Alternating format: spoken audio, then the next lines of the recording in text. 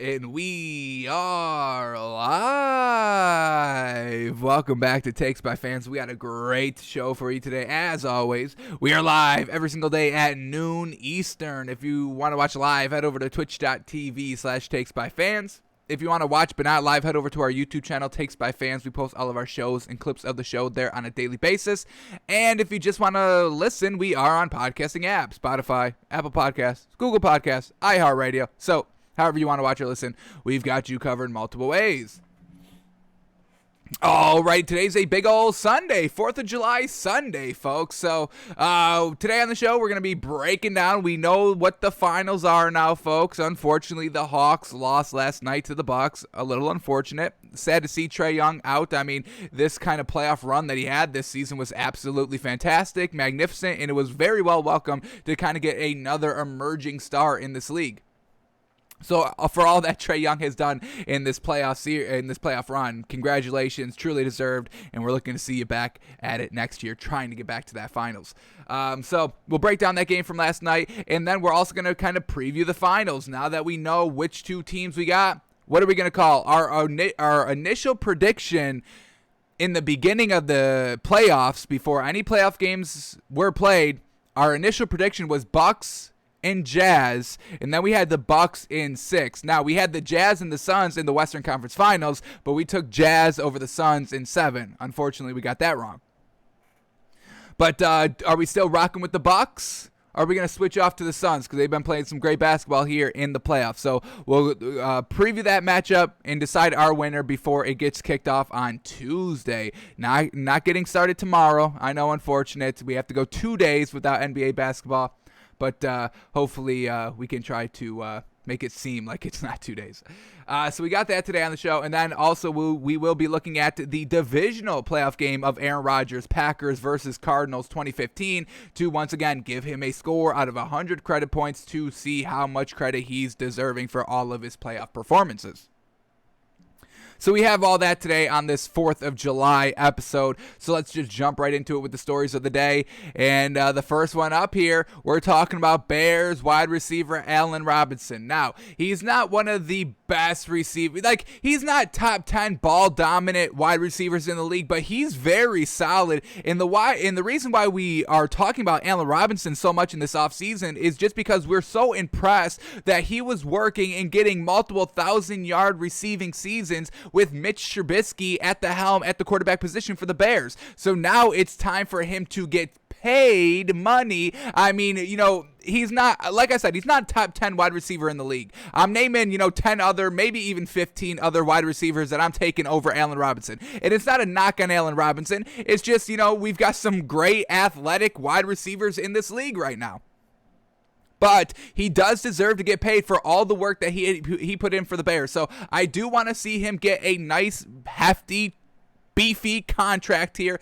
But the Bears decided to franchise tag him. And that's kind of why we are going to be talking about him today. Because the story is Bears wide receiver Allen Robinson is mum on any developments with the contract. Now, they have until July 15th to sign him to a longer-term deal, or if not, he has to play under the franchise tag for the rest of the season.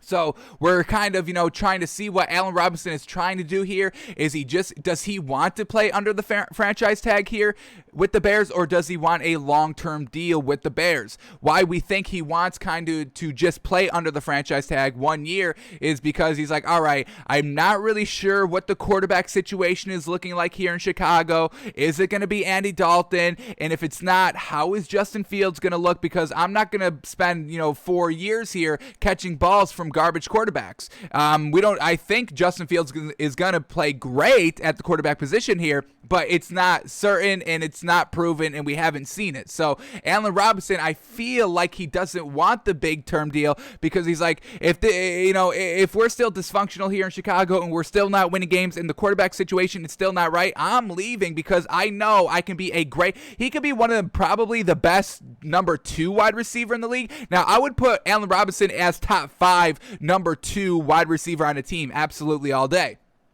And that's maybe where he's trying to fit in. Let me go and be just a number 2 on a Super Bowl winning caliber type team. So that's kind of how we feel with Allen Robinson. But let's go into this article right here and see what he's saying about his contract extension.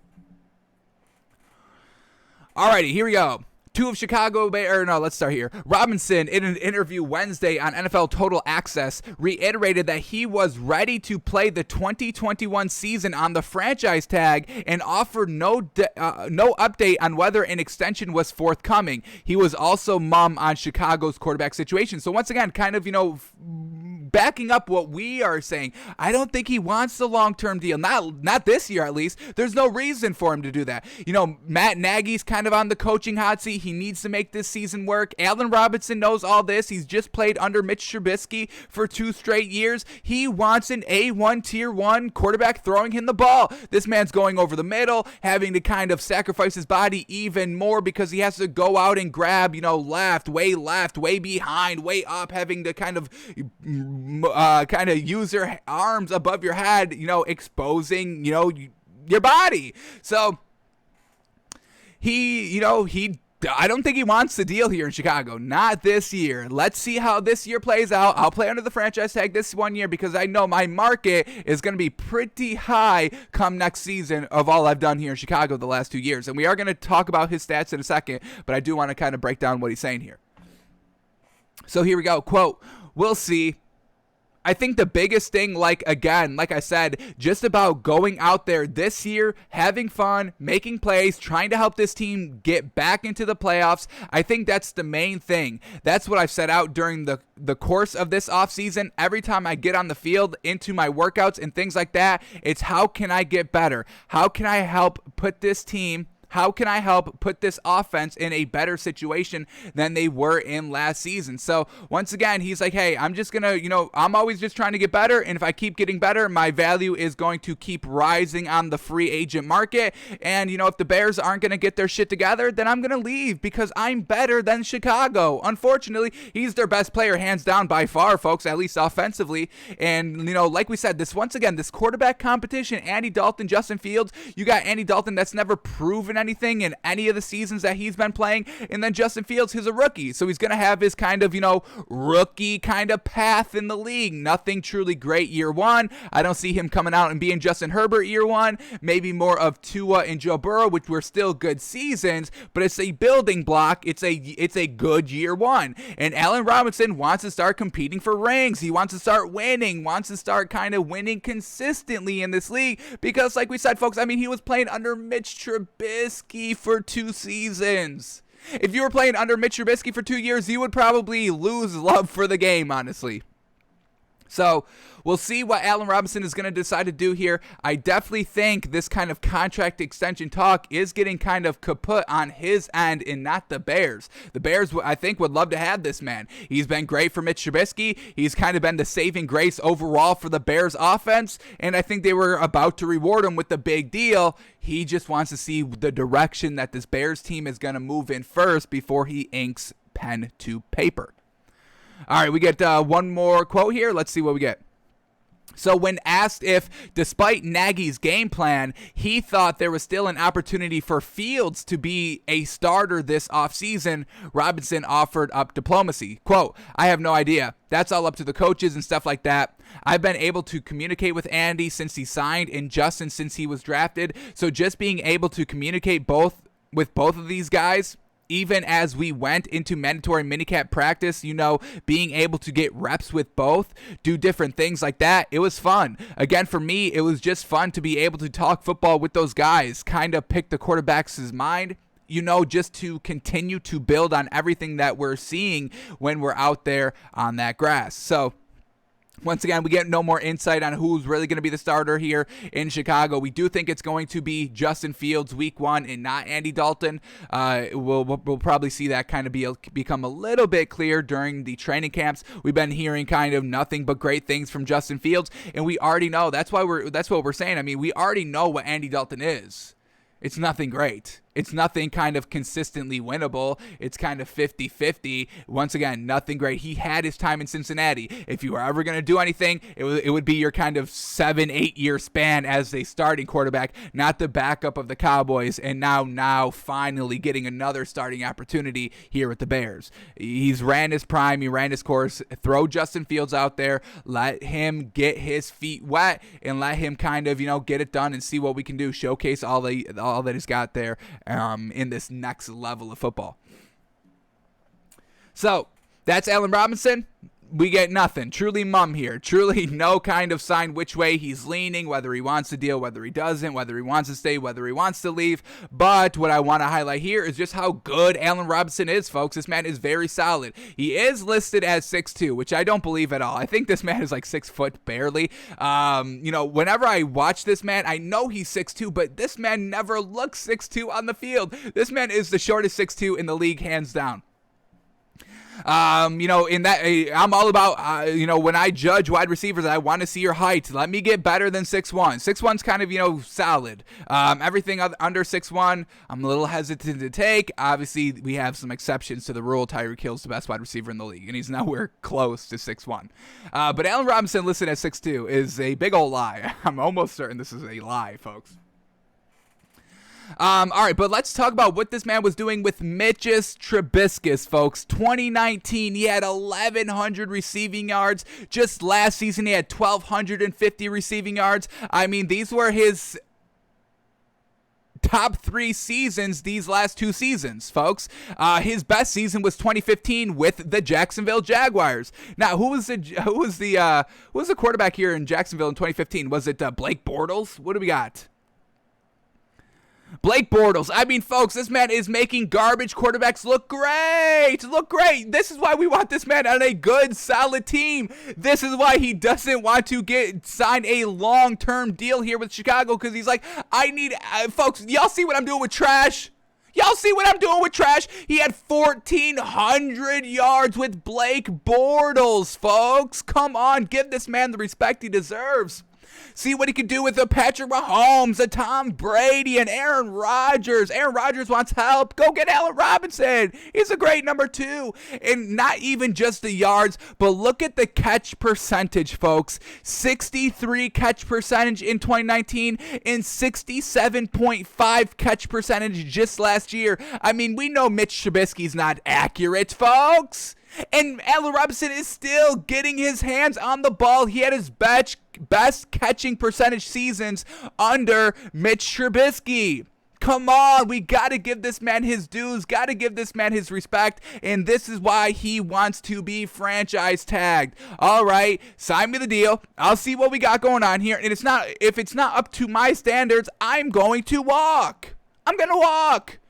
And I know my market's going to be high. My value is going to be high in the kind of free agency come next season, because they saw what I did here with absolutely garbage quarterbacks. So the stats are great. Everything's great, and I kind of want to just look at his highlights. So let's go to his last year highlights, and we're not going to focus on him catching the ball. We want to focus on the passes that were thrown. How great is he catching these kind of not accurate thrown passes? So let's watch this highlight clip. There's 8 minutes here. We probably won't watch all 8. We'll skip through some parts, but let's just see the types of balls that Allen Robinson is catching for this 1,300-yard receiving season, 1,200-yard receiving season with 67% catch percentage. Absolutely great there. So let's see what we get, just focusing on how Mitch's Trubisky is throwing the ball. Here we go. That one's a solid pass right there. He's wide open, puts it kind of on the money. Here we go. Another one here. Getting blown out by Detroit. Not great. Look at this one. Look at how he has to reach, folks. Look at this one. Once again, over the middle. Kind of, 3 defenders right around him, and he has to go and extend his entire body. Oh, we'll get a great look right here. Look at that, folks. Let's replay this. Watch this man. Having just to go up and get it. Fantastic. Absolutely great. Man, surefire hands, too. No bobble. No, look at how tight he's holding this ball even on the ground. This is what we're talking about, folks. I love it.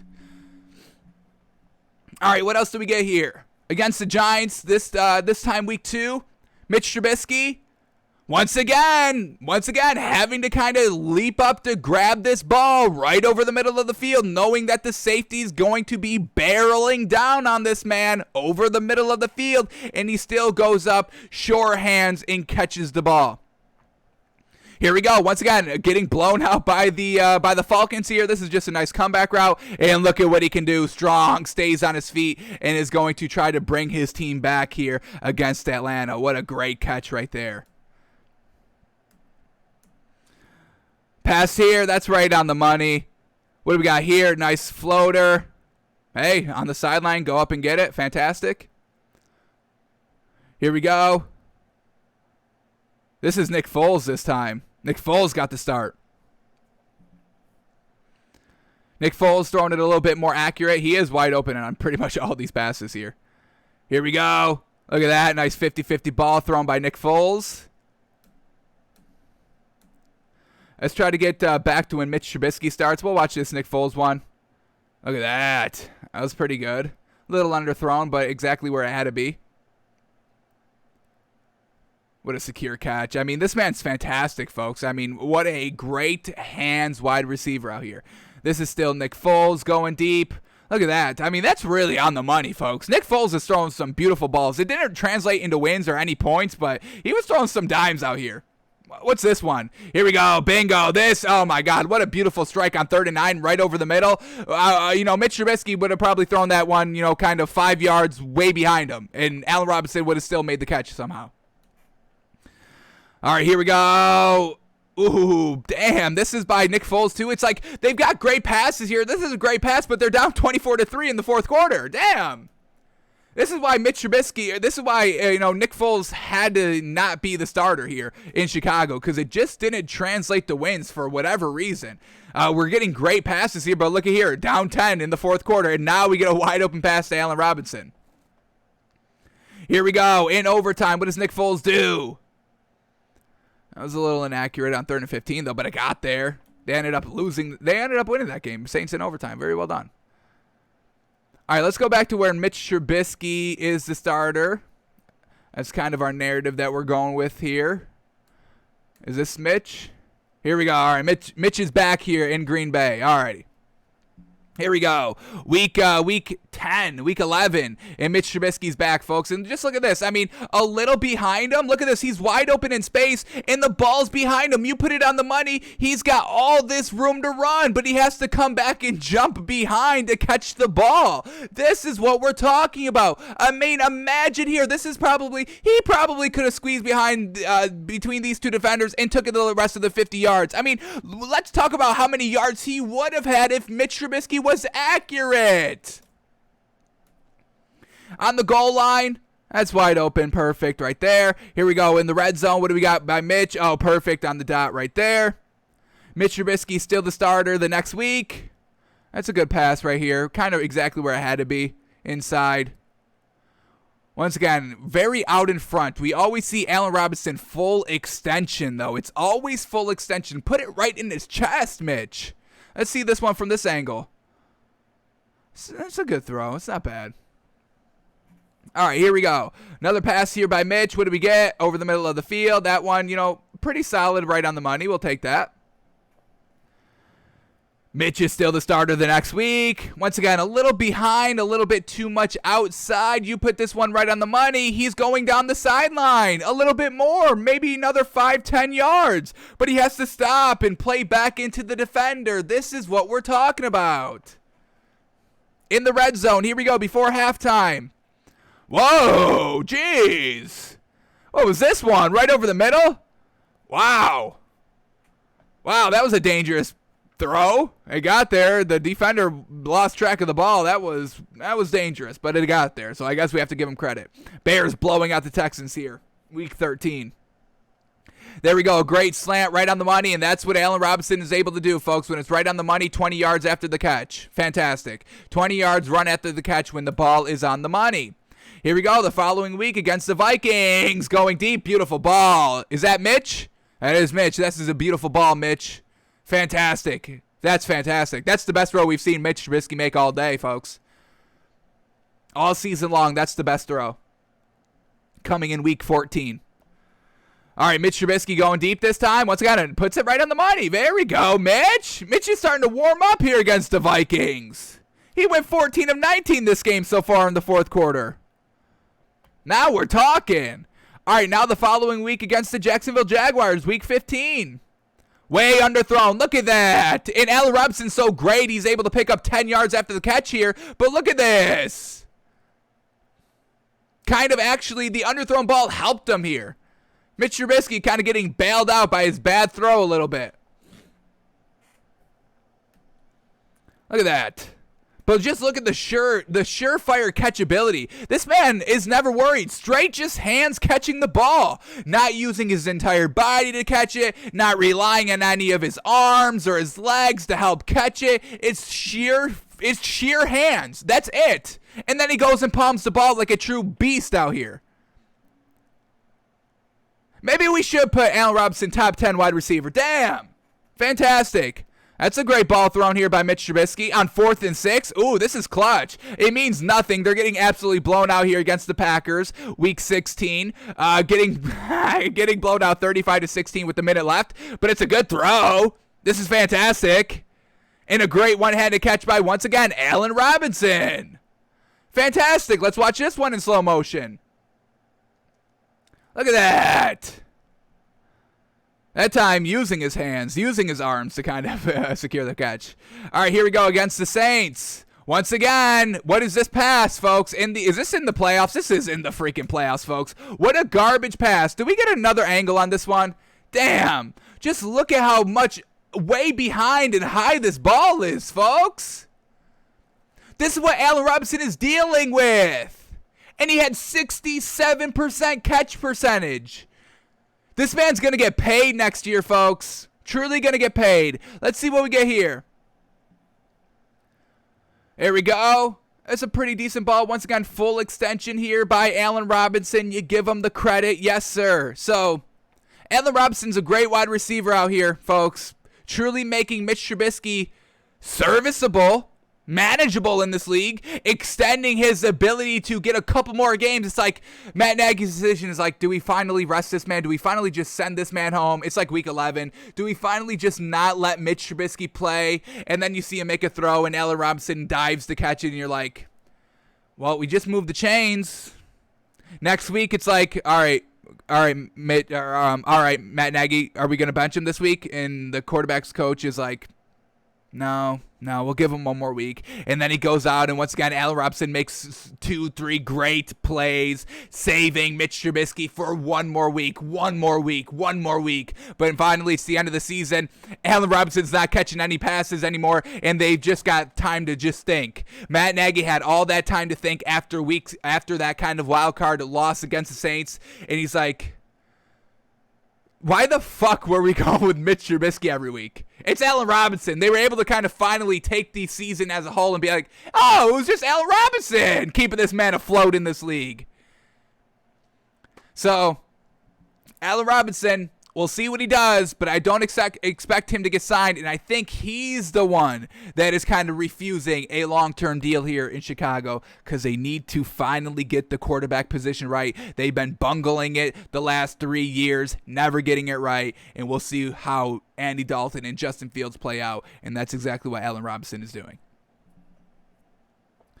Alrighty, let's keep going on here. We got a couple not a lot of stories to talk about today. It's Sunday, 4th of July. Nothing really happens, but we still got some good stuff to talk about. So let's head over to the NBA here, talk about some NBA stories. The Hawks got pushed out of the playoffs last night. Unfortunate. They don't make the finals. They lose in 6 in the Eastern Conference Finals, which is an absolutely great accomplishment for this team. They went out and beat the number 1 seed in the East, the Philadelphia 76ers, so you have to give them credit for just doing that. And then they went toe-to-toe with the Bucks, and they put up a decent performance. I'm not going to lie. I mean, they were kind of decently close throughout, most of the series. most of the series, winning game 1 on the road. How huge was that? Unfortunately, they just could not keep up that momentum for the rest of the series, but we still give a lot of credit to this young, emerging Hawks team, and we also give a ton of credit to Trae Young, saying, hey, I'm here, baby. You better start respecting my name, my play. I'm one of these top 5 point guards in the league, and you better start respecting me. So we got this nice little stat here. Most points scored or assisted on in this year's playoffs. Number 1 with 814 points scored or assisted on is Trae Young, baby. Number 1. Give this young gun, 22-year-old kid out here, truly getting it done here for the Hawks. An A1 Tier 1 superstar in this league, and I can't wait to watch this man for the rest of his career. This was his kind of coming out moment here in the NBA. Y'all better start recognizing my name. Y'all thought I was not that great. Y'all thought I was a bum. Y'all thought I wasn't as good as Donovan Mitchell. Y'all thought I wasn't as good as Jamal Murray. Y'all didn't think I was as good as Luka Doncic. Well, I just put y'all on notice because I'm the only one of those point guards still standing. What's up? What's up? Keep that same energy come next season, baby, because this is exactly where we're going to be back again. Eastern Conference Finals, competing to get to the finals. Let's get it done. Locked and reloaded Hawks next year shouldn't be able to make another big splash like they did this year. So Trae Young absolutely getting it done this year. Number 2 is Paul George with 766 points scored or assisted on. Then number 3 with Devin Booker, folks, 622. The man had almost 200 more points scored or assisted on than Devin Booker, and they played the same amount of games. Hawks played a couple more games. They all got to, the conference finals. Suns will be moving on. Hawks won't. The Suns did sweep the Nuggets. So, Hawks the Hawks beat the Knicks in 5. They went 7 with the 76ers. So, Suns went 6 with the Clippers. So once again, still kind of decently comparable games. Maybe the Suns played 2 less, but 200 points in 2 games, is that what we're talking about? I mean, Trae Young truly getting it done. And then Giannis at number 4 with 617 points scored or assisted on. And most of those were just coming from his own scoring ability down low. But Trae Young's here, folks, and y'all better get used to him. The man has no signs of slowing down. The only reason they truly kind of started to slip a little bit in the Eastern Conference Finals was that, he stepped on the ref's foot. How unfortunate. Never was really the same after that. Didn't play the greatest last night, but I mean, he's coming off of an injury. Unfortunate. In a do-or-die scenario, a lot of pressure for a 22-year-old kid, and he still made the most of it. Went into Madison Square Garden and silenced the crowd immediately every single game on the road. It was fantastic to watch. Everybody calling him out and making fun of his hair on social media, and the Madison Square Garden saying fuck Trae Young the entire game. Didn't faze him at all. So we give so much respect to Trae Young, and, we are truly blessed to have this man in the league. We're starting to kind of see the 2000s generation kind of starting to exit the league, unfortunately. Dwayne Wade is gone. Kobe retired a couple seasons ago. LeBron's heading at the kind of last 2 years. Does he have 2 years left? We kind of hope so. But we're starting to kind of get into this new phase. The Luka Doncic, Donovan Mitchell, Jamal Murray. Obviously Zion Williamson, and Trae Young needs to be mentioned in this new age coming into the league, and we'll see how he kind of gets it done for his entire career. But this season was an absolute blast to watch, and we just want to continue to watch this man keep getting better and keep growing. So absolutely great run here by Trae Young. I know I hate saying this, and I hate when people say it, but it was a great season, even though it didn't result in a championship. You should keep holding your head high, and you should be proud of this season. I absolutely hate that, but here I am saying it. I'm the cliche, folks. But Trae Young, fantabulous job. Great season. Loved it. Alrighty, now we've got the final set, folks. Bucks, Suns. The finals, they don't start tonight, unfortunately. They don't even start tomorrow. This is the final schedule for the finals. Here we go. Game 1 is July 6th. That's Tuesday. Then we go July 8th. That's Thursday.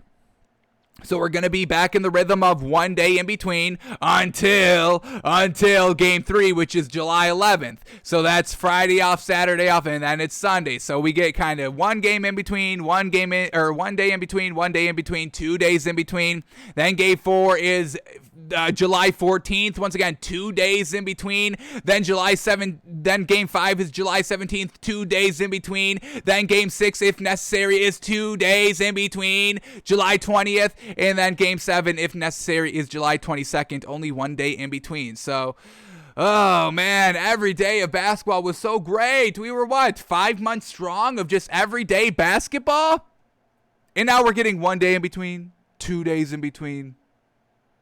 It's coming to an end, folks, and it's truly depressing. But the silver lining is football is right around the corner. We got Hard Knocks coming up. We got training camp at the end of July. I mean, if this goes 7 games, folks, July 22nd is the final day of the NBA. And we got kind of training camp starting kind of July 27th-ish, around there. July 26th, maybe it starts on that Monday. So we don't have to go too many days without having, a great sport to kind of talk about and see nice kind of slow drip of information come out every single day. So that's the final schedule, folks. Game 1, July 6th. Game 2, July 8th. Game 3, July 11th. Game 4, July 14th. Game 5, July 17th. Game 6, July 20th. And Game 7, July 22nd.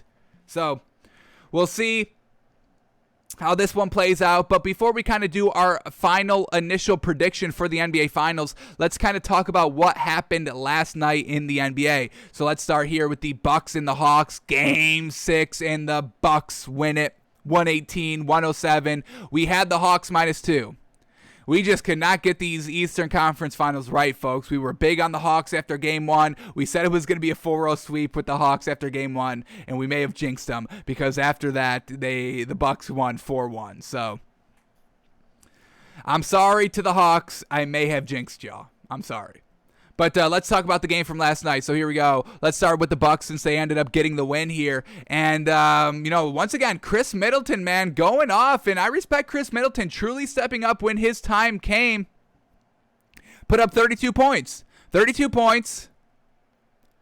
32 points, 7 assists, 4 rebounds. I mean, what a great night. Shooting-wise, 4 of 10 from the 3. Real solid there. 45% on 22 shots. Took the second most shots in the game, and he was the leading scorer for the squad. So really great there. He was only a +3 on the floor, though. That was, a little not the greatest in a, 11-point win. Not the greatest there, but still respectable. So Chris Middleton's going to be absolutely huge for the Suns series. Got to be kind of, the big Batman that everybody's calling him. And he truly was the Batman last night. So I guess I can't knock on that narrative overall, but I don't think it's a kind of great overall narrative, I guess. Just because you have some good spurts here and there, that's not what Batman does. Batman never takes a night off. If Batman took a night off, the Joker would instantly destroy the city. And has that ever happened? Because in every comic book and movie I've seen, Batman wins. But he's not taking no days off. Chris Middleton taking a couple days off here. So I don't even like it. I don't even acknowledge it, really. I think it's stupid to say. But yeah, Chris Middleton is not a Batman out here, folks. Let's be real. And, he kind of faced a little bit of a hurt morale-wise and injury-wise, Hawks team. He started to emerge when there was no Trae Young. Once again, does Batman do that? Does Batman flounder when there's the Joker, but when the Joker's down and it's just kind of the Penguin or Mr. Freeze, then he goes beast mode? No, the man's beast mode every day there in Gotham. So we'll see what Chris Middleton's going to do, and this is really going to decide if he's Batman or not. Can he get it done in the finals, especially if there's no Giannis? That's going to be his test. If he passes that test, he sweeps, let's just say the Bucks sweep the Suns 4-0, and there's no Giannis in any of those games, then maybe I'll call Chris Middleton Batman. Maybe. Maybe I'll think about it, but that's the only way I'll think about it. He loses one game, he flounders one game, I'm not giving him the Batman title. Sorry, not sorry. All right, so Chris Middleton had a great night last night, and Drew Holiday, I think he's the Batman. If we're talking about true Batman here, I'm giving it to Drew Holiday over Chris Middleton, honestly. Drew Holiday, 27 points, 9 assists, 9 rebounds, 4 steals, 2 blocks. The man was a plus 13 and 11-point win. That's what we're talking about. He shot 4 of 12 from 3, less than Chris Middleton. He shot 47% on 23 shots, basically Chris Middleton a little bit better. So overall, if we're talking about Batman, if you don't want to give it to Giannis, Giannis is the Batman of this team. I mean, there is no doubt. There is no conversation. He is the best scorer on this team. He gets you 30 every single night. Chris Middleton, Drew Holiday, they'll score 30 when they are the number one option on like 20% of their games. So Giannis is Batman, but with Giannis not on the floor, I think I call Drew Holiday Batman over Chris Middleton, honestly. Chris Middleton is never kind of efficient ever, honestly. He does put up some nice point totals some nights, but it's never that efficient. It was decently well done last night. I don't want to knock Chris Middleton 100%. He is kind of getting better. I have knocked on him a lot last year in the bubble. We knocked on him all the time, even last season. This season, in the regular season, knocking on him again because we've been seeing the same thing over and over and over and over and over again. But here, these last 2-3 games of the playoffs, Chris Middleton has truly kind of earned, my respect a little bit more out here. So I don't want to kind of totally knock Chris Middleton, but this Batman narrative has really been, getting me going a little bit. I just cannot believe when I heard that. It makes no sense. And everyone kind of wants to agree. There are some people, it's kind of 50-50 split whether they agree or not. But just that initial thought, having that thought, I don't even like that at all. So it's been getting me hot the last couple of days. That's why we keep bringing it up on the show every single day. It's just like, y'all really said this. Y'all really had the audacity to even think about saying this, and then you went and said it. I can't get behind that. So if we're calling anybody Batman besides Giannis, I'm calling it Drew Holiday. Give me that man. All right, Brook Lopez came back down to earth a little bit. That amazing Game 5 where he put up like 33 points, absolutely ridiculous. He came back down to earth a little bit, 13 points, 6 rebounds, but he was a plus 25 last night, folks. For some reason, Brook Lopez was the kryptonite of this Hawks team, where literally this man got benched early in Game 1 because Trae Young was torching his ass in kind of the high pick and roll game. So, Brook Lopez, we'll see how he does against the Suns. And once again, I have to give Brook Lopez credit. Going against John Collins down low and Clint Capella, and he was still able to just kind of go beast mode these last 2 games, offensively and defensively. I give Brook Lopez a ton of credit. So, Brook Lopez, 13 points, 6 rebounds. He shot 1 of 1 from 3, fantastic there, and 5 of 9 from the field, 55%. Nothing great, decent. Bobby Portis still at the 4, filling in for Giannis. Giannis didn't play last night again. Bobby Portis, 12 points, 9 rebounds, 2 assists. He was a plus 11 on the floor in an 11-point win. I'll take that all day. Didn't shoot the best, 0 of 3 from the 3, and 37% on 8 shots. So not the best out there, but defensively, that's kind of what you needed him to do, and he went out and did it. And then you got P.J. Tucker out there who was feeling dangerous, but was not dangerous. He took the 3rd most shots on the team. That's never anything you want to hear. That man better be your 7th leading kind of shot taker, honestly. So PJ Tucker feeling dangerous, only 5 points, 8 rebounds, 1 of 7 from the 3, and 20% on 10 shots for the game. Absolutely abysmal. He was a plus 0 on the floor, folks. So nothing great. In an 11-point win, not the greatest out there.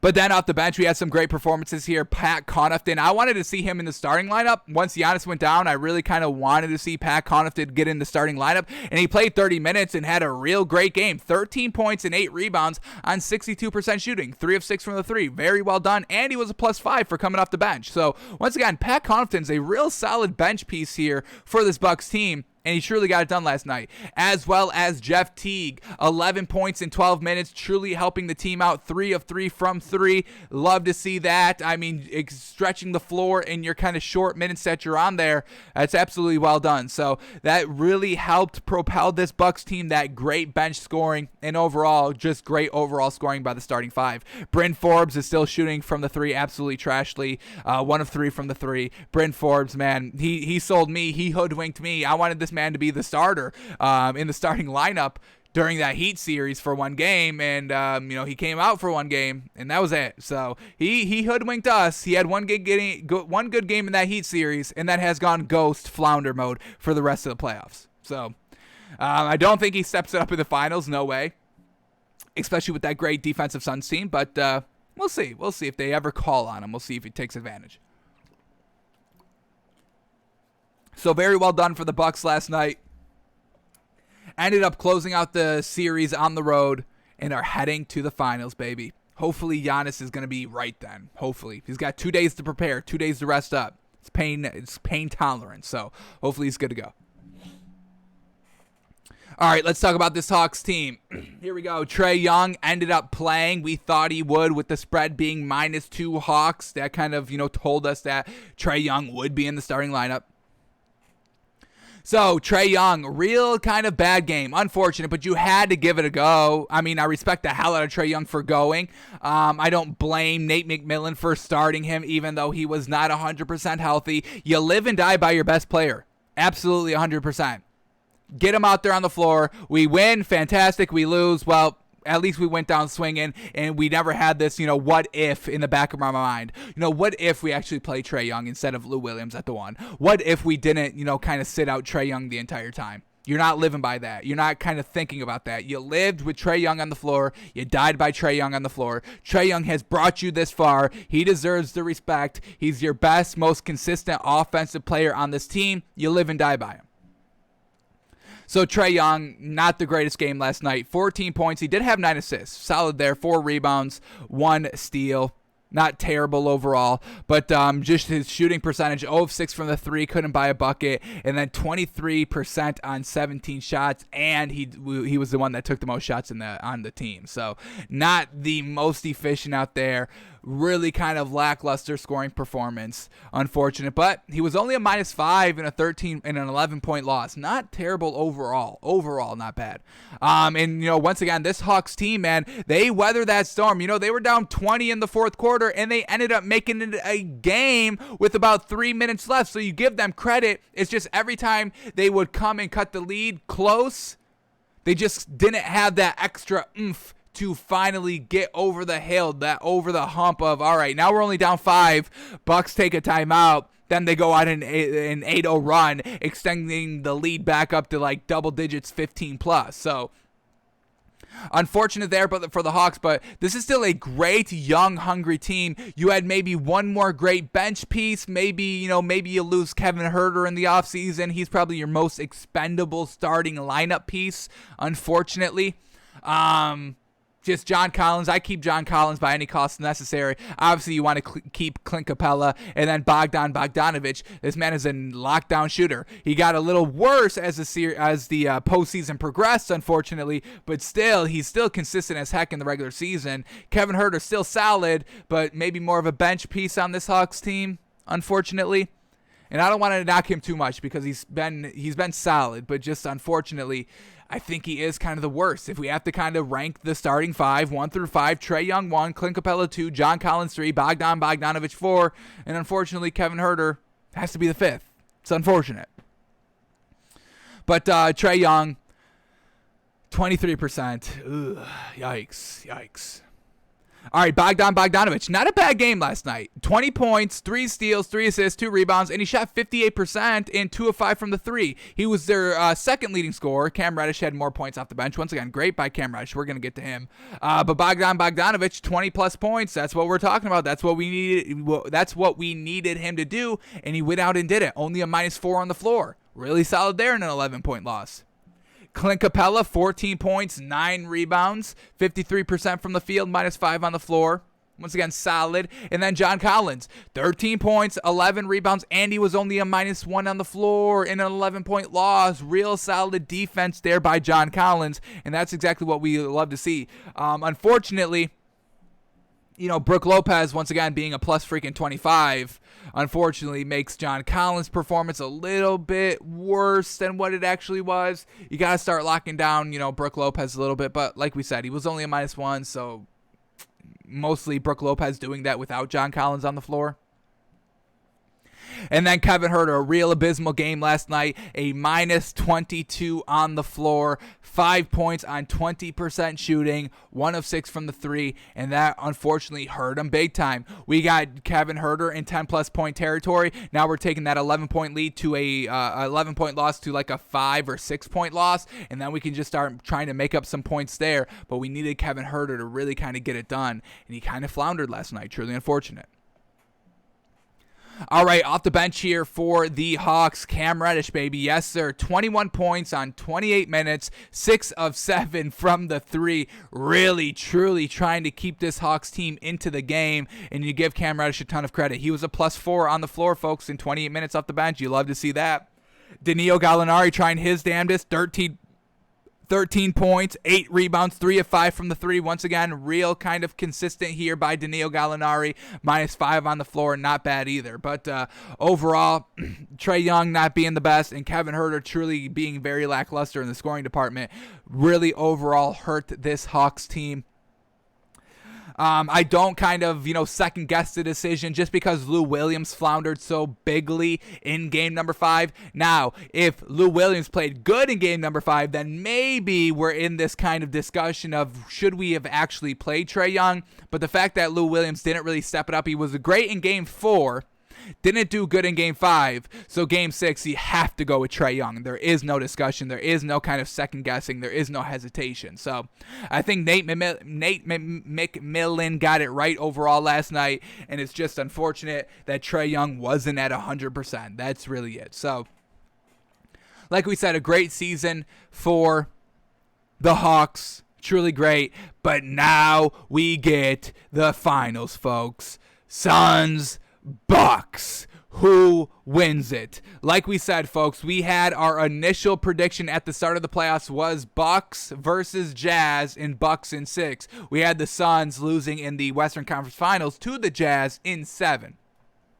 So, do we still stick with this Bucks team, or are we going to like the Suns a little bit better? So, let's talk about this series. So, we are going to talk about the series as if Giannis is going to play every single game. Because if Giannis isn't going to play, then we're just going to take the Suns in probably 6. But we are going to expect Giannis to play. Do we have any update on that? We know there is no structural damage in his knee. It's just all pain tolerance and how much he can handle. And he has a couple of more days. He has 2 days now between the start of before the start of game 1.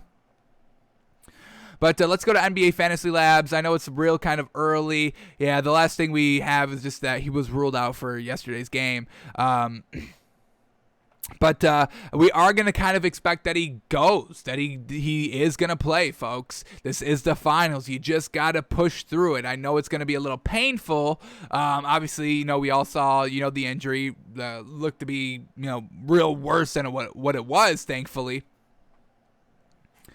All right, so here we go. Bucks, Suns. Who are we liking? Well, what do we like about the Bucks? Obviously, we like Giannis is so consistent, and Chris Middleton has really been coming alive a little bit late in this playoff series. Now, is Chris Middleton going to be truly reliable? That is still yet to be determined. He strung together like 3 good games against this Hawks series, but once again, it kind of finally came when there was like no Trae Young on the floor. So that was kind of, is he really that great, or is he just finally, he's kind of, the best player on the floor with no Giannis and, and no Trae Young, that he finally can just step it up a little bit. So we're not totally 100% sold that Chris Middleton is this kind of Batman player out here and truly that great. We like Drew Holiday. He's been real consistent. That's definitely a big plus for this Bucks team. And then another big plus for this Bucks team that just happened recently was the emergence of Brook Lopez. Once again, same thing with kind of Chris Middleton a little bit. He finally started to go beast mode. I mean, did you see him in game 5 against the Hawks putting up 33 points? And then we just talked about it, a plus 25 on the floor last night. So Brook Lopez is going to be, somebody you're going to have to lock up. And now that kind of brings us to the Suns. What do we like about this Suns team? Obviously, Chris Paul, once again, He went beast mode in that closeout game against the Clippers, putting up 40-plus points. You love to see that. But overall, the offense sometimes, periodically, looks a little stagnant with Chris Paul on the floor compared to what happened in that Suns-Clippers series with Chris Paul having COVID, or at least out because of the COVID. Whether he had it or not, who cares? Doesn't matter. When Cameron Payne was out on the starting five, the starting point guard, the offense was kind of flowing and really solid, and then Chris Paul comes back, and we just saw glimpses of the offense be a little stagnant. Now, I'm not going to put too much weight into that. I think Chris Paul is going to get it done, so I don't think we have to worry about that. Devin Booker, solid, has kind of been consistent throughout this entire playoff run. He's had his big games, big closeout game against the Clippers where he put up 40 points. So they do have, this Suns team does have the ability to kind of put out this Bucks team. So if they ever get into like a 3-1 situation, a 3-2 situation, this Suns team is going to close it out. We've seen Devin Booker do it, and we've seen Chris Paul do it. Devin Booker do it, I think, against that Nuggets team. I think he put up 40 in game 1 against the Clippers, and then Chris Paul put up 40 plus in the closeout game. So they can close out games and close out series. They swept the Nuggets easy peasy. And I think Devin Booker went big time. I think he went 40 once again during that Lakers closeout game. Let's get, do I have his stats up? No, let's go to Devin Booker just to make sure I am kind of saying all this right. And I believe I am. 99% sure I am. But, yeah, if we're going to go with this closeout narrative, I do kind of want to have these on point. So here we go. Closeout game against the Lakers, 47 points, folks. Absolutely fantastic. Then they sweep the Nuggets in 4. What did he have that fourth game? 34 points. Fantastic. Game 1 against the Clippers, 40 points. And then he wasn't the one that went beast mode for the closeout of the Clippers, but that was Chris Paul. So they have that ability. If they get into that 3-1 scenario, 3-2 situation, this Suns team is going to close out, folks. Devin Booker or Chris Paul, one of them will go beast mode and put up 30, 40 plus, and that's going to be the end of it. So that is something the Suns do have going for them there. Who else do the Suns have? We've got Mikal Bridges. All right, now let's talk about DeAndre Ayton versus Brook Lopez, because we just saw Clint Capella versus Brook Lopez, and we've kind of seen Clint Capella get a little worse for wear as the playoffs progressed, and we'll kind of chalk that up to fatigue. We've been seeing fatigue in this playoff. Every player, every team, at least every team is having one player that's showing fatigue as this playoffs progress. Now, you can chalk that up to, only 1 day's rest in between. It's always go, go, go, go, go. We're not kind of knocking players for it. It's just a natural thing. It's happening. But how is DeAndre Ayton going to look? What was DeAndre Ayton kind of doing against that Clippers team? Kind of once again, up and down. What was it, that big game 2 game? Where Paul George, I think it was game 2, where Paul George missed both free throws, and DeAndre Ayton has the game-winning dunk over Zubac, but then kind of Zubac gets his revenge in like game 4, having a real solid night. So we've kind of seen DeAndre Ayton kind of show the same thing that Clint Capella has. Real great in most of the games, but once again, the fatigue showing up here, because there's no reason that really DeAndre Ayton should have been getting kind of, slapped around a little bit by those Clippers bigs. I mean, we're talking about Zubac, folks. I mean, is he top 10? He's not tier 1 big in this league. DeAndre Ayton's tier 1. Clint Capella's tier 1. Brook Lopez, I think we have to put him in tier 1 now. So, this kind of big matchup, the Bucks truly kind of bringing it to the bigs. We've seen Brook Lopez have 2 extraordinary games to kind of close out that Hawks series, and we give them credit for that, and we give him credit for that. So how is DeAndre Ayton going to look? Is he going to kind of go the same path that Clint Capella went during this Bucks series? That's kind of a little knock on the Suns. I think I give the 5, unfortunately, to Brook Lopez. And how crazy is that we're saying that? Brook Lopez is going to be the best big remaining in the finals? Kinda. And the fact that Brook Lopez is having so much more success with Giannis out on the floor, how do we take that? How do we measure that? Because once again, we're kind of assuming that Giannis is going to play, but there is still a doubt that he doesn't play. So how do we truly judge what Brook Lopez is truly going to do? So we got Chris Paul, DeAndre Ayton, Devin Booker, All right, let's talk about Jay Crowder now, because I'm a big fan of Jay Crowder. I think he's been great this entire playoff series. When he's hitting the three, the Suns team goes from dangerous to extremely dangerous. Proceed with caution. That's just, Jay Crowder's game. He's a great defender. He's a great four, and he can stretch the floor with the three. But why we may be a little hesitant to take the Suns team is because, once again, we kind of just saw that. With this Hawks series with John Collins and Clint Capella, Jay Crowder and DeAndre Ayton. I mean, I would put those 4-5s real kind of similar in really everything that they do. And John Collins was kind of, once again, getting kind of, pushed around a little bit down low, allowing the big Brook Lopez to just go absolutely beast mode. These last two games, at least. So, can Jay Crowder do a little bit better than, John Collins? Can DeAndre Ayton do a little bit better than Clint Capella? I think overall, I give the slight edge to DeAndre Ayton and Jay Crowder over Clint Capella and John Collins. So that's a little bit of a green flag for the Suns team going to face this Bucks team. And then we got Mikal Bridges, a real solid 3 out here. What is he? Let's get his playoff totals up of what he's doing. Obviously, he's kind of, do we put him as the third option, or the fifth option? Is Mikal Bridges the fifth option, folks, here for the Suns team? Chris Paul 1, Devin Booker 1, whoever you want to put 1, the other one's 2. So Chris Paul, we'll put Devin Booker 1, obviously. Devin Booker 1, Chris Paul 2, DeAndre Ayton 3, Jay Crowder 4, Mikal Bridges 5. Do you put Mikal Bridges 4? But, I mean, still, 4 or 5. So let's see what Mikal Bridges, let's just get his point totals up here. We'll just rally them off here. 10, 6, 6, 11, 13, 10, 23. This came against Denver Nuggets game 1. And we know the series wasn't even that competitive. So, him having his best game against the Nuggets, is that anything that we can sink our teeth into? So 23, then we get 16, 11, 14, 14, 5, 13, 6, 5, 9. So, once again, Mikal Bridges not the best out here. How many minutes he's been playing? During this Clippers, 26, 39, 27, 23. So, still getting hefty minutes out here. So, once again, I would say that Mikal Bridges is probably the fifth option. Absolutely. I think we can definitely agree on that. So, the starting five-wise, let's try to break it down like this. If we're taking point guards, Jrue Holiday or Chris Paul, we got to give it to Chris Paul. Chris Paul, lockdown defender. And, Jrue Holiday, has he really faced that? Trae Young's good. He's young.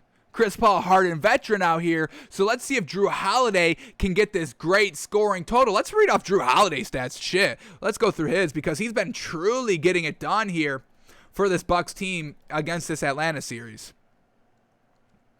So let's get up what he's been doing here in the playoffs, Jrue Holiday.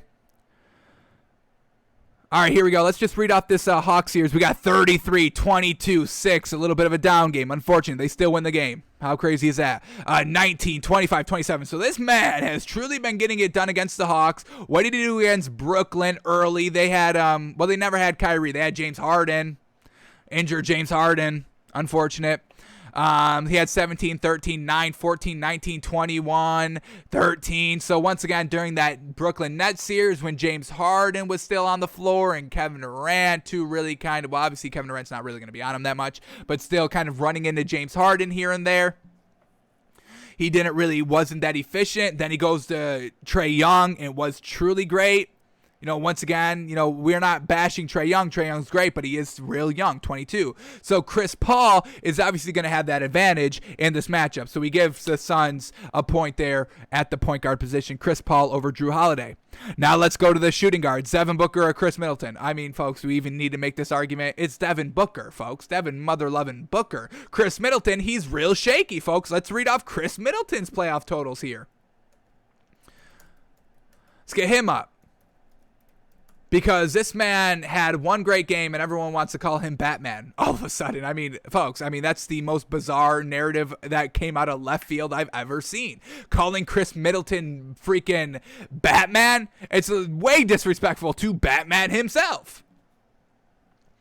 So let's see what Chris Middleton has done. We're just going to read off his point totals throughout the entire playoffs. Here we go. 27, 17, 22, 20, 13, 17. He had a 35-point game. Great. 19, 25, 38 against the Nets. Great. 23, 15, 15, 38 against the Hawks. 16, 26, 27. So once again, he's real kind of spotty here. Let's read his kind of efficiency. We're going to read off his efficiency from game 1 to game 17 here. We got 45%, 80, damn, but it was only on 5 shots, folks. I mean, what are we doing here? 50, 43, 26, 35, 48, 46, 36, 68%. That was really great on 16 shots. We'll take that. That was a 38-point game against the Nets. 34, 26, 46, 47, 35, 50, 45. So once again, real kind of nothing truly great here. This is not Batman by any means, folks. No way. 2 30-point games, 3 30-point games in 17 games. Y'all call that Batman? Nah, I'm not buying that. I'm taking Devin Booker 100% over Chris Middleton. 40-point games, closeout games, start of a series games, putting up 40 points. That's what we're talking about. So another point there for the Suns with Devin Booker. All right, let's go to the 3 with their threes, the small forwards. Mikal Bridges over PJ Tucker. Now, this is... Ooh, what do we call this one? Because PJ Tucker is a great defender. I mean, he wants to smoke. He wants to guard the kind of best player. He may go out and guard Devin Booker the entire game. This is a possibility, folks. I mean, he wanted Kevin Durant. He got Kevin Durant.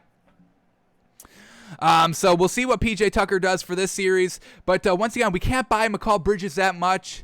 He's an all right defender. I'm giving PJ Tucker a better defender than Mikal Bridges. And then once again, PJ Tucker doesn't score. The man barely puts up any points. He barely takes any shots, and because he knows he can't make any of them. But same thing with Mikal Bridges. He takes the shots but doesn't make them. So I think I may give it to PJ Tucker over Mikal Bridges. And that Bucks beef, their defense with PJ Tucker, is pretty solid. So I'm going to give the first point there to Milwaukee. So we got kind of 2-1.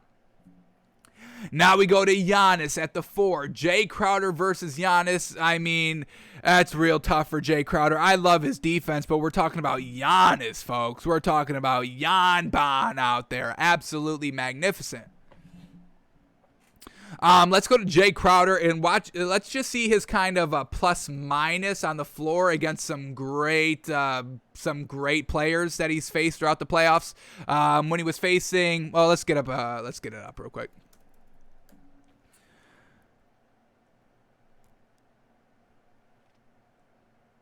Here we go. Let's just read his plus minuses.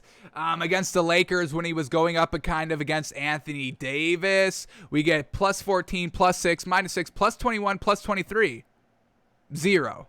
So that's real solid against that Lakers team that had a couple of beef down low. But once again, Anthony Davis didn't play that much. So I think he played, 2 games? Did he get to 2 games? 3 games maybe? So once again, a little maybe inflated stats for Jay Crowder there. Then we get the Nuggets, plus 12, plus 20, plus 18, plus 16. In the 4 there. Who's the 4 on the Nuggets? It's been a while since we talked about the Nuggets. Michael Porter Jr. is the 3. Jokic's the 5. We've got, Aaron Gordon. All right. Once again, Aaron Gordon doesn't score that often. He's not the best 4 out there. I'm taking, do I say this? Do I say I'm taking Jay Crowder over Aaron Gordon any day of the week? It's real close. I think I may. All right, then we get the Clippers, where he was going up against Marcus Morris most of the time. Basically just Marcus Morris. So here we go. Let's read off his plus minus here. Minus 12, minus 2, minus 17, plus 4, minus 11, plus 19. So as the kind of competition at the 4 got a little bit better, Jay Crowder slowly started to kind of flounder a tad out here. So, obviously, I mean, this is no debate, folks. We shouldn't even brought that up. It's Giannis over Jay Crowder. It's just how much of an extent is Giannis better than Jay Crowder, and how much of an extent is Jay Crowder going to kind of get bodied by Giannis. But now we're also talking about a little bit of a hesitant Giannis, he just had an injury, doesn't want to have it get any worse, but he also wants to be out there. So how much does Jay Crowder kind of play into that and kind of just body him up? But I think we just have to overall give it to Giannis over Jay Crowder. So now we're at kind of 2-2 going into the 5, which once again is nothing great because it's tough here. Who are we calling better, DeAndre Ayton or Brook Lopez, folks? Can we bring up Brook Lopez stats? Because this man has truly kind of been getting it done these last 2 games, but let's just kind of compare it to how he's been doing this entire playoff run. So let's go to Brook Lopez. Let's read off what he's been doing these last 2 games because they're great, folks. It's really freaking great. Game 5, like we said, 33 points and a plus 17 on the floor. And then just last night, a plus 25 on the floor, the most by far in the entire game. And obviously the entire Bucks team because they were the one that won. So well done to Brook Lopez. But let's just go through his totals here. Let's talk about points, and we'll do points and plus minus on the floor. We're going to start with the Heat and just go all the way down to last night. So we get 18 points, plus 6, 7 points, plus 13, 13 points, plus 15, 25 points, plus 22. And that was the Miami series. Now we're in the Brooklyn series. Here we go. 19 points, minus 8, 10 points, minus 15, 3 points, minus 2, 6 points, a 0, and 15 points, a plus 2, 8 points, a plus 12, and the game 7, 19 points plus 2. So real kind of rocky in the beginning of that net series, and then finally was able to kind of get it going as Kevin Durant is so tired playing 45 minutes, as James Harden is starting to dwindle worse and worse and worse. Then he's finally able to kind of get it going at the back end of that net series. So once again, how great is that in the grand total? All right, now we got the Atlanta series, and this is what is so crazy about kind of his transformation in the series. Once again, Trae Young was picking this man apart in the high pick and roll in game number 1. He only put up 7 points, minus 14, and I think this was the least amount of minutes he played the entire playoffs, folks. He only played 20 minutes because they pulled him, they yanked him. They're like, "You're killing us out there. Stop it!" And once again, Chris Paul and DeAndre Ayton can kind of run it as well, the high pick and roll as well as the Hawks did with Trae Young and Clint Capella. So that could be a huge advantage for the Suns come game 1, but we also know the Bucks locked it up for the rest of the series. So how far is Chris Paul and DeAndre Ayton going to take the high pick and roll, for how often, for how many games? Because the Hawks never were able to kind of get back to that solidly. Now that Mike Budenholzer has the blueprint to kind of stop that high pick and roll, does Chris Paul and DeAndre Ayton even are they even able to affect that for even game 1? For even one game. So we have to kind of see about that as well. But let's keep going here with Brook Lopez in his playoff totals here. So now we're at the Hawks game 1. Like we said, 7 points, minus 14. But then we go 16 points, plus 31 in game number 2. Jeez Louise. Then we get 10 points, a minus 17. 7 points, a minus 17. 33 points, a plus 17. And then 13, a plus 25. So really kind of hit and miss here by Brook Lopez. And now let's bring up DeAndre Ayton. We know he's been having some great games. He had the game winner in game 2 against that Clipper series, real great. But then, like we said, we was kind of getting locked up by Zubac as well a little bit as the series progressed. So let's read DeAndre Ayton's totals here. Let's start from series 1 all the way down to a couple nights ago. So here we go. 21 points, a plus 16. 22 points, a minus 5, 22 points, a minus 14. That's a little alarming, folks. Having 20 plus points and still being this kind of a minus. We know the team ended up losing in both these games, but still. All right, here we go. The Lakers, game 4 here. 14 points, plus 12, 8 points, a plus 25, 8 points, a plus 0. And that was the final game, game 6 against the Lakers. Now we're in the Denver series against Jokic. 20 points plus 13, 15 points plus 16, 10 points plus 18, and 12 points plus 15. But like we said, the entire team of the Suns were just kind of blowing out that Nuggets team. They didn't have that depth. It was just, Jokic and Michael Porter Jr. out there. Facundo Campazzo wasn't really doing that great in the playoffs, unfortunately, even though we kind of liked him a little bit in the regular season. So that Denver series, a little bit of an outlier. And let's see what he was doing here against the Clippers. Here we go. 20 points, a minus 7 game 1. Game 2, 24 points plus 4 on the floor. Game 3, 18 points, but a minus 25 and only a 14-point loss. That's a little yikes. Game 4. 19 points, a +8. Game 5, 10 points, a -22. And then game 6? 16 points, a +19. So DeAndre Ayton, he has the opportunity just to score down low all day and tomorrow. We're talking great point totals here, where Brook Lopez, little kind of 50-50. We got 6s, 7s, 9s, and then we got low 10s, and then we had the breakout games of 30, sprinkled in once, only once. So overall, scoring wise, I think we have to give it to DeAndre Ayton. And we'll see if kind of Mike Budenholzer's scheme is able to kind of once again do what the Bucks did against the Hawks, the same that they can maybe do against the Suns. So I think I'm going to give the slight edge to DeAndre Ayton over Brook Lopez. It's going to be real close, and it's going to go back and forth, but that's going to be kind of a 3-2 advantage, Suns over Bucks. But let's talk about their bench now. This Suns team, Cameron Payne, we can rely on him, folks. He is reliable when he's out on the floor. He's been getting less and less minutes. I kind of want to see him play like 20-plus minutes every single night, honestly. I don't want Chris Paul out there for 35, 40-plus minutes every single night. I would like to see Cameron Payne get some decent minutes out there to try and facilitate the floor. If they're getting down bad, have Cameron Payne come out and try to jumpstart this offense with the fast pace that he can run. So I like Cameron Payne. We got Torrey Craig, a great player out there. Once again, always reliable. Cameron Johnson, another great kind of shooting. And then Dario Saric, a great scoring big out there. So that's some great bench depth here for the Suns. I've got 4 reliable bench players on this Suns team. That's great. Now let's talk about this Bucks bench. We got Jeff Teague. Bryn Forbes is not reliable at all. I am totally 1,000% off this man, folks. This man is a fraud. And I'll prove it. Here we go. Let's bring up Bryn Forbes' stats real quickly. He had one great game in that Heat series. That was it. And he's gone ghost ever since. Let's bring up this game. What game was it? Actually, 2 games. He had 2 good games? Oh, game 2 against the Heat, 22 points on 6 of 9 from 3. Game 4 against the Heat, 22 points on 7 of 14 from the 3. That's when we were big on the man. But then he's gone ghost ever since then. 5 points, 10 points, 0 points, 10 points, 5 points, 2 points, 0 points, 5 points, 8 points, 3 points, 6 points, 3 points, 5 points. Trash. So, Bryn Forbes is a fraud, folks. Big old fraud. Get him out the game. I don't want to see this man get any minutes out here for the Bucks. All right. Then we get Bobby Portis, real solid out there. Pat Connaughton, real solid. I can rely on him. Jeff Teague, he hasn't really played that much. He just played last night. What did he do last night? Because he had a pretty solid game. 11 points.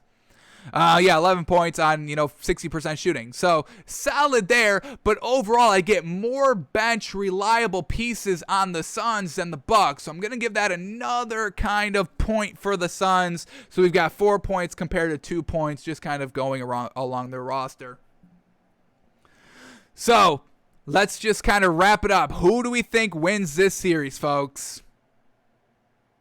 I'm gonna take the Suns. Bucks were on my initial pick, but their lackluster threes in this playoffs. They were a great three-point shooting team overall in the regular season. Watching them in the playoffs have just been a headache. Really just kind of, scrawling and scratching against that net series, and kind of bailed out that James Harden wasn't 100%, and definitely bailed out that Kyrie Irving wasn't in the game, bailed out that Kevin Durant was playing every single minute, every single game, and just came up a little short in game 7, literally this short of not having his foot on the line. So just overall, the Bucks kind of lucked out heavily, lucked out that Trae Young got injured, unfortunate. And I just can't rely on Chris Middleton, folks. 2 good games? Is that what we're going to go off of? That's what we're going to base the entire playoffs on? Chris Middleton having 2 good games? Calling him Batman? I don't think I can get behind Chris Middleton that much. It's been good. It's been real solid. I want to see everybody be absolutely fantastic every single night. But I can't get behind him having 2 great nights, and now we're calling him the savior of the Bucks. We got Chris Paul hungry as heck. Giannis is going to be hungry as heck as well if he can play. We hope he does. Devin Booker, real solid production every single night. I mean, he's putting up 20 plus points every single night. Not always efficient, but then he'll have those breakout scoring games. You have one of those games early on. I mean, could you imagine Devin Booker going crazy game one here and the Suns take game one big? I could just demoralize the Bucks right off the rip. We'll see. Credit to the Bucks, though. I mean, the Hawks blew them out kind of game one, and they were able to win the series. So maybe that's not going to hold that much weight. Last thing to kind of say here, let's look up the kind of postseason stat leaders here. Defensive leaders, these two teams are the best defensive teams in the league, folks, in the playoffs. Suns at number 1 with only allowing 101 points a game, and the Bucks number 2 allowing 103 points a game. So defense wins championships, folks, and we're going to have a great defensive team win the championship this season. Field goal percentage. The Suns at 47%. Once again, there's so much more reliable scoring than I get with the Bucks. Where are the Bucks at here, folks? They're not even top 5. Bucks are the 8th best at 46% field goal percentage, folks. So once again, better with the Suns. Rebounds, the Bucks have it at 49 rebounds a game, and the Suns have it are at number 4 with 44. So once again, the Brook Lopez and Giannis truly getting it done. Point differential, the Suns are winning by 7 points a game. That's number 2 in the playoffs, and the Bucks are winning with 6 points a game, and that's number 4 in the playoffs. So once again, coming back to that reliable scoring with the defense. We can go. I want to see 3-point per shooting. Is 3-point percentage shooting? That's truly what I want to see with this Bucks. I want to see the total, because in the regular season, when I saw their playoff shooting totals, it was just like, really? They were shooting that much? I never really. We break down every single game every single day, and we were just like, we didn't really see that line up or add up with the overall season total. So let's see what the Bucks are shooting 3-point wise here. What is this? I don't want differential. I want. Here we go. All right, here we go. Where are the Bucks? Bucks 3-point percentage shooting in the playoffs, 31%. That's well below average, folks. Well below average. What do we get with the Suns? 37%. I mean, folks, that's really going to be the name of the game, folks. The 3-point percentage shooting. Who's going to be the better 3-point shooter and who's going to be the better defenders? Well, so far, we know the Suns are the number 1 defensive team in the postseason, and they have way better 3-point shooters in the postseason than the Bucks do. So I think we got to give it to the Suns, folks. Suns win the finals. What else do we get here? Let's see, turnovers per game. The Bucks have 12 turnovers a game, and the Suns have 11. Once again, Chris Paul better than Drew Holiday, better passers there on the Suns. So overall, what's personal fouls? Never mind. And then let's just do field goal percentage. Did we do that already? Oh, it's like 46 and 47, right? So overall, I'm giving it to the Suns, folks. I'm having the Suns win the NBA Finals. We'll call it in 6. Decently competitive, but overall, honestly, maybe even Suns in 5. I could see Suns in 5. A sweep potential. I don't see it. There is potential there. More likely, I would say Suns in 5, but I'm going to give the Bucks a little credit here, and I'll go Suns in 6, winning 4-2. So we have the Suns winning the NBA Finals, folks. Alrighty, that's going to do it for us today, folks. We're not going to do the divisional Packers-Cardinals. We will save that for tomorrow. We'll get out of here a little early today. A little early. It's 4th of July. We'll get out of here a little early today. But, yeah, just really wanted to kind of start breaking down the NBA Finals. It starts on Tuesday. We'll maybe kind of, do our last-second thoughts on Monday and Tuesday as well. But for overall, we just laid it out. I think we did maybe like 30 minutes on it, folks. I got to go Suns over the Bucks in 6. The 3-point shooting, Chris Paul, DeAndre Ayton, little limpy Giannis. I think he'll be out there. Maybe not for game 1. Maybe for game 1. Kind of 50-50 on that, but I think he will be out there for the majority of the games. But once again, the hesitancy, doesn't want to go up that much. How is he looking? Hobbling up a little bit. Think that's going to play a big factor. Brook Lopez, can he be as dominant? Chris Middleton, can he be Batman every single game? He has to be Batman every single game, folks. There's no taking a game off here in the finals. Batman doesn't do that. Batman does not take any days off in Gotham City. If he did, Joker's running rampant. Can't have that. Can't have that for the citizens of Gotham, folks. Come on. I'm going Suns in 6. Alrighty, folks. That's going to do it for us today. Thanks for tuning in. Thanks for listening. Thanks for watching. Anything breaking as we're live? It's Sunday. I'm assuming not. Yeah. Oh, we got Joey Chestnut. Oh, yeah. He set a new record, folks. This man set a new record for Glizzy Goblin. Do we have any? I want to see the highlights. I want to see the dogs going down. 76 hot dogs in 10 minutes. Absolutely disgusting. Absolutely disgusting. They honestly should have a hot dog eating contest where you just eat them. You don't need to drown them in water and shove them down your gullet. Just regular eating. That's the more impressive than just, well, it is impressive that these people are just shoving dogs down their throats, folks. Let's, I want to see some of this. I want to see the highlights. I want to see the glizzies going down. Is he still chewing here? What are you chewing down the line? Still got something in that mouth. Look at that mouth. We get any highlights? Come on, let's see some of the film here. What is this? What are they? Gallon of lemonade? Oh, they added a new competition. Lemonade chugging. Who's going to win? This man, you're spilling some, my guy. Oh, yeah, he's got it all day. Booker's got it all day. He's taking some breaths. This man is going straight at it. He did not come up for air at all. And he's got so much more left. He's spilling most of it. Oh, yeah, look at him finish that lemonade. Woo! A gallon of lemonade. Jeez Louise. That was pretty good. 45 seconds-ish? 45 seconds for a gallon of lemonade, folks.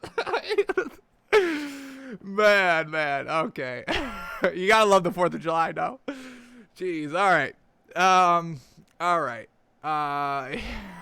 I think that's enough for today, honestly. I do want to see Joey Chestnut. Let's go to the comments. Somebody's got to post the footage, right? Let's click on this. I just want to see it. I don't like to see it too much. Once a year is fine of just stuffing watered down bun down your throat. They always don't include the good stuff. Oh, here we go. Yeah. Here we go. Yes, the last 40 seconds. Look at this. Look at this. Water is squirting everywhere. They are in pain. Oh, my God. The second isn't even close, folks. Joey Chestnut at number 1 with 73. And then the second highest is at 48. Get that dog game up, folks. Come on. You're coming out to compete with the world champion and the best you can do is 49? That's never going to get it done. Look at this water squirting down his arm. I guess it's respectful. No, we got to give the man respect for this. He's the best. You can't knock somebody at the best at something, no? Jeez. Look at this photo. Oh my God. This is a sport, folks. All right. We're out of here, folks. Happy 4th of July. They will end it at that. So, alrighty, folks. We are out of here. Have a good one, and we will see you back here tomorrow.